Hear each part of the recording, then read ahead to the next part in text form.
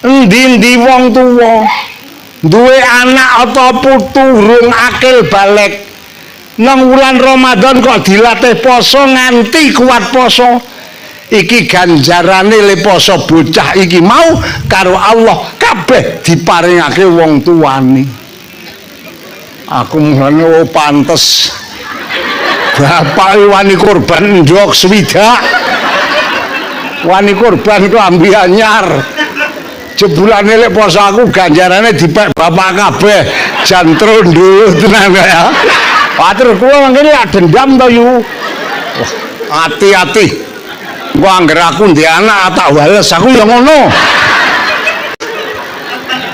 Tenan madang kula gadori anak mulai umur 4 tahun 5 tahun anak kula niku tak ajari poso.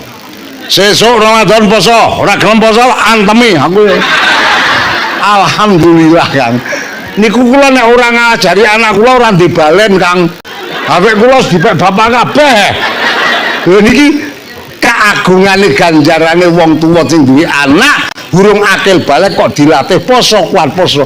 Ganjarane poso bocah diparingke wong tuane kabeh. Alhamdulillah. Mula bareng-bareng ya Pak ya Bu.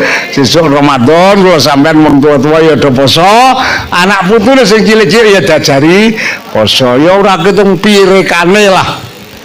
Supaya kuat poso. Niki kula oh jebulane bapak ya pinter ya. Bapak kula pinter wong kiai kok Kang ya. Dadi sing kiai niku bapak kula nek kula niki mboten kiai ming anakan kiai ngono lho. Ya, kula niki ngomong nirokake niku bapak kula. Niki nggon bab poso. Lah terus kautamanane wong poso. Kalau wau lak dingendikake anak kula Lutfi ya. Hadise muni piye Kang mukae? Wah aku kok kadoan wae ki hafal kok. Al jannatu mustaqotun ila arbaati nafarin. Swarga kuwi bronto karo wong leres napa iki wau? Lah ya ngono to. Swarga ki bronto karo wong bronto ngerti kowe yo. Apa bronto? Bronto kuwi seneng sing ora kena dipekak. Aku njur kelingan singirane Mbah Kyai Salaman kayak tahun 77 ki gawe singiran judule Lara Bronto. Niku kula aja kelingan tahun 77 lho Kang.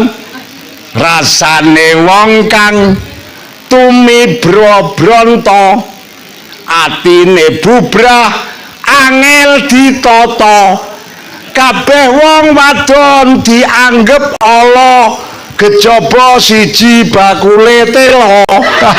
Jumlahe wong bronto karo bakul telo. Dadi bronto wis seneng sing ora kena dipekak. Lah swarga wis seneng ora kena dipekak karo wong papat. Wau nika siji apa? Talil wong sing cok maca. Loro hafizul wong sing ngreksa cocot. Apa?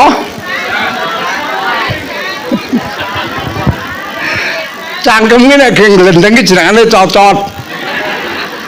Nek ge maca Quran ki jenenge lisan. Ngono lho yu. Wah, kayak jan Mbah Sol kene jan ngenyek ne. Lho, nomor loro maca Quran njur ngreksa lisan. Nomor telu sapa sing berangkat? Mut'imul jian. Wong sing aweh pangan maring wong sing lesu. Mula nek poso kae sampean sadurunge buka, sadurunge wektu maghrib diaturake kon sedekah karo tanggane ora ketung ming ciriping sak cuwil utawa tape sak tengkel. Nya iki nek arek ge buka niku nek ditampa kok ge buka karo sing poso, sampean darep-arep swarga. Kene yu swargane ngono kuwi kok malah mantuk-mantuk. Ya anggere gelem sedekah karo wong sing poso mut'imul jian jenengane. Sing nomor 4 sing arep-arep swarga wasa imi Ramadan wong sing padha poso wulan Ramadan. Lah niku lak ngono ya. Nggih napa nggih? Mulane monggo kula sampean ben diarep-arep karo swarga siji kon ngokeh-okehke maca kula nek tayeng. Mas sampean potongane ora tayeng. Ayo. Iya ora? Kira-kira ana apa lah sing ora iso maca Quran?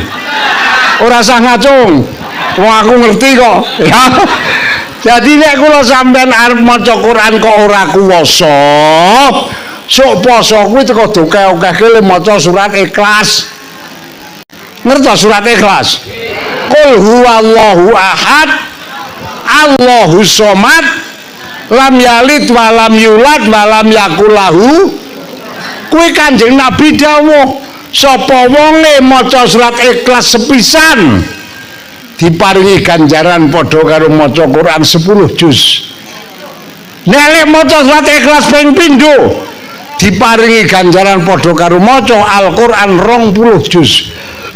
Nek maca surat Ikhlas ping 3 padha karo maca Quran 30 juz katam. Mula sing ora kuwasa maca Quran sesuk dokeh-okehke le do maca surat.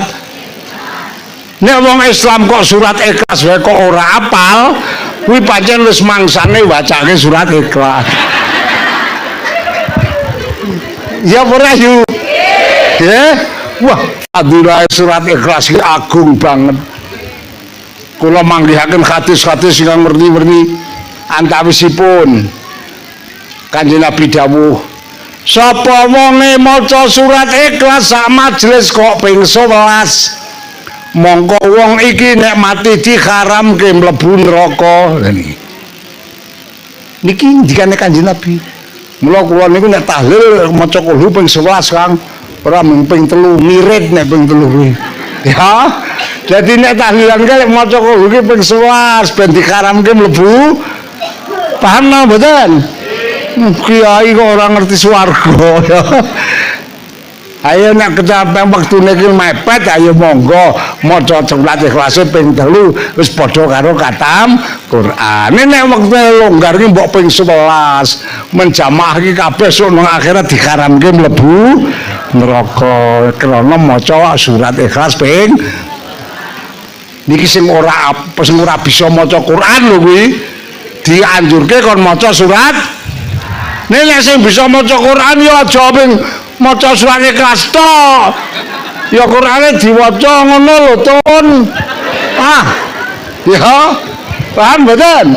Jadi Kanjeng Nabi iki nulungi lek maca surat Ikhlas maring wong-wong sing ora kuwasa maca Quran. Njur kon maca surat Ikhlas. Ning semono Pak. Kula matur manggihaken hadis Kanjeng Nabi malih. Sapa wonge maca surat Ikhlas ping 100.000 ambalan kuwi arek diwaca sesasi katam luweh, arep diwaca setengah tahun gek katam luweh, arep diwaca saumur gek rampung oleh. Ning pokoke genep pira 100.000. Niki tiyang ngendikane Nabi nek gelem maca surat Ikhlas ping 100.000 niki mati sak mangsa-mangsa diharamke mlebu neraka lan diwajibake mlebu swarga. Kuwi jenengane nek maca surat Ikhlas ping 100.000 kuwi duwe fidak kubra. Fidak iki ana werna loro. Ana fidak sughra, ana fidak. Nek fidak sughra kuwi maca la ilaha illallah, la ilaha illallah ping 70.000. Niku namine fidak sughra. Nek fidak kubra niki maca surat Ikhlas ping 100.000. Niki monggo kula ya ge ajar Kang. Sampeyan takjak bareng-bareng kula purun. Kula niki ge ajar. Awak kula tak kandhani dhewe, awak kowe kuwi krana keset maca Quran kula ngaten awak kula niku. Kowe saben dina kudu maca surat Ikhlas genep ping 1000. Niki awak kula tak kandhani dhewe. Nek kowe iki pendak dina ora iso maca Fatihah ping 1000 kowe nek mudhar kowe arek sak ngopong. Niki awak kula lho Kang. Nek sampean ora wani aku ngandani meni mudhar. Ya. Tahu kan? Niki lah alon-alon lah kene bismillah. Tak telatenane. Kula ming pengarep-arep kula namung muga-muga sok nek mati sak mangsa-mangsa kuwi dislametake saka siksa. Allahumma Allahumma amin. Donga dinenga ya Pak ya Bu. Kabeh paring ana bagas waras. Amin. Menangi wulan Ramadan. Amin. Bisa nindakake ibadah ingkang sampurna. Amin. Bisa diparingana ngokeh-okehke maca ayat Quran. Amin. Sing ora kuwasa maca Quran dikuwagehke maca surat Ikhlas. Dipanteni karo maca selawat. Insya Allah angger nang wulan Ramadan iki le maca selawat maca surat Ikhlas akeh engko tekan mangsane bodho rejeki teko. Ora ngantel jajalo wis sesuk. Temenan lho Kang. Nek bodho ya lah ora semang nyambut gawe. Teko rejeki teko. Wong sampean kuwi metenge lesu ora semang liwet. Teko medayoh. Nek bodho Kang ya. Angger ngolah-ngaleh ngono insyaallah sedina madhang ping 17. Niki mergo barokah wulan dadi nang wulan Ramadan ki awake dhewe monggo bareng-bareng adang-adang ridane Gusti Allah nindakake ibadah poso. Lan nek awan poso diaturake nek bengi kon padha nglakoni salat tarawih ya Bu. Sebab nek kula gawe istilah wong poso kuwi le poso pinangka segane cara wong Madang. Tarawih pinangka lawuhe. Dadi nek wong poso tok ora tarawih kuwi padha karo wong Madang ming sego tok. Senajan kolu seret. Ora ngantel jajalo. Nggih nggih. Nek ngono meneh wong kuwi tarawih sregep ora tau poso. Kuwi jengkelke. Cara wong Madang memangane jangan wae. Ya. Jadi dijawake nek Ramadan iki nek awan poso bengi kon padha tarawih. Dene tarawih monggo Bu. Arek 20 rakaat monggo. Arek 8 rakaat ya monggo. Kabeh ana dasari. Ora semang poyok-poyokan. Padha-padha traweh ming 8 karo 20 kok poyok-poyokan. Sing 8 moyoki sing 20 traweh kok 20 rakaat bid'ah dolalah neraka ngono. Sing traweh 20 dipoyoki ngene ya lara atine. Agak sing 20 wae neraka apa meneh sing 8. Nggih to mboten. Iki wae poyok-poyokan sing 8 karo sing 20 iki engko sing mlebu swarga malah sing ora tau traweh. Paham kan? Jadi rasa poyo-poyoan. Arek 8 monggo, arek 20 monggo, kabeh ana dasare. Tak aturke dasare. Nek sing ora percaya dibuka nang kitab Shahihul Bukhari. Kanjeng Nabi niku nek ngimami salat tarawih 20 rakaat. 20 rakaat. Salam ping 10. Jadi 2 rakaat salam. Kanjeng Nabi sedo diterusake sahabat Abu Bakar. Abu Bakar itu tarawih ya 20 rakaat. Abu Bakar sedo diterusake Sayyidina Umar tarawih ya 20 rakaat. Sayyidina Umar sedo terus ke sahabat Utsman bin Affan, sahabat Utsman tarawih ya 20 rakaat. Dadi kula sampean tarawih 20 rakaat iki ora kleru. Nek sing 8 niku kula manggihaken hadise nang nggone kitab Muwatta. Tolong kok goleki nek kowe ndek kitabe Kang. Nang nggone kitab Muwatta disebutake zaman semanten ana sahabat sing matur karo Dewi Aisyah garwane Kanjeng Nabi. Dewi Aisyah napa Kanjeng Nabi rakaat ngono. Lek ditakoke takon iki Kanjeng Nabi tahu apa ora traweh 8? Dewi Aisyah jawab, tahu. Nate tahu. Kanjeng Nabi traweh 8 rakaat nate.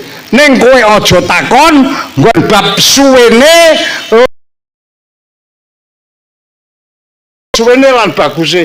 Suwene sepinten Dewi Aisyah Kanjeng Nabi ki traweh 8 rakaat le lekas lebar isya persis le rampung jam 4 isuk.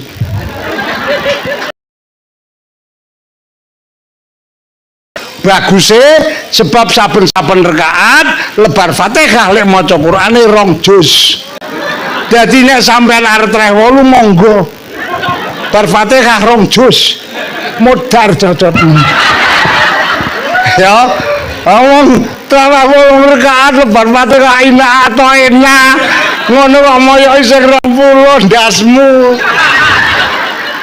Lha kula niki duwe dasare kabeh. Ayo Kanjeng, ayo saya arep milih ndi? Milih sing 8 apa 20? Nek sing 8 ya kuwi mau tekan jam 4 Kang. Kok kula sampean traweh pel barisan tekan jam 4 modar. Nggih nggih. Lah mula monggo kula ngajak dateng sederek kula sedaya. Nang bulan Ramadan bareng-bareng awan padha nindakake poso, bengi padha salat tarawih. Nek wis lebar salat tarawih padha kuwasa maca Quran. Nek sing ora ya ngokeh-okehno maca surat Ikhlas kanggo gayuh berkahi Allah, barokah bulan Ramadan supaya kula sampeyan kabeh karo Gusti Allah didadekke kekasih. Allahumma amin. Pisan malih kula nyuwun pendonga dhateng panjenengan sedaya, sampeyan yo tak dongake kabeh do paring poso kuat nindakake poso kanthi ati sing ikhlas. Rampung lek poso ditutup nganggo bodho, muga-muga bodho dicukupi kebutuhane karo Allah. Amin. Diparingi turah rezekine. Anggere lek poso tenanan, lek traweh tenanan, sok bodho cukupi karo Gusti Allah. Sampai ngandel pura, ngandel pura. Wah wis buktine bola-bali to. Anggere bodho ki masyaallah. Mbok nek bendinane ki ra ndek apa-apa nek bodho kuwi lho. Toples 47 kebak panganan kabeh. Leres lah mboten? Masih arek mangan bingung. Wong tuwa kuwi bodho ketekanan putune wah senenge pol. Putune do teko mbah ngaturaken telepan ya padha-padha ya mbahne ya tokeh lupute. Wis sing gedhe ngapurane ya nang nggih. Kono kuwi mbahne ra gegawean apa-apa toplese do pangan. Saking senenge malah kon mangan toples. Masya Allah, nek bodho kuwi saking bungahe. Leres nang mboten? Lah mila donga dinonga kabeh do paring ana panjang umur, bisa ibadah ingkang sampurna, menangi dina bodho, sok ulan Sawal do lekas ngaji meneh. Allah saged kula aturaken kirang langkung nyuwun pangapunten. Kita akhiri Rabbana atina fid dunya hasanah wa fil akhirati hasanah wa qina adzabannar wa adkhilnal jannata ma'al abrar ya aziz ya ghaffar ya rabbal alamin. Allahumma inna nas'aluka wa waladan sholiha wa rizqan halalan thayyiban wasi'an mubarakah. Ij'alna ya Allah wa auladana min ahlil ilmi wa ahlil khair wa la taj'alna wa iyyahum min al-bid'ati wad dhair. Allahumma ighfir lil mu'minin wal mu'minat wal muslimin wal muslimat al ahya'i minhum wal amwat. Wa sallallahu ala sayyidina Muhammadin nabil ummi wa ala alihi washabbihi wasallam walhamdulillahi rabbil alamin. Wassalamualaikum warahmatullahi wabarakatuh.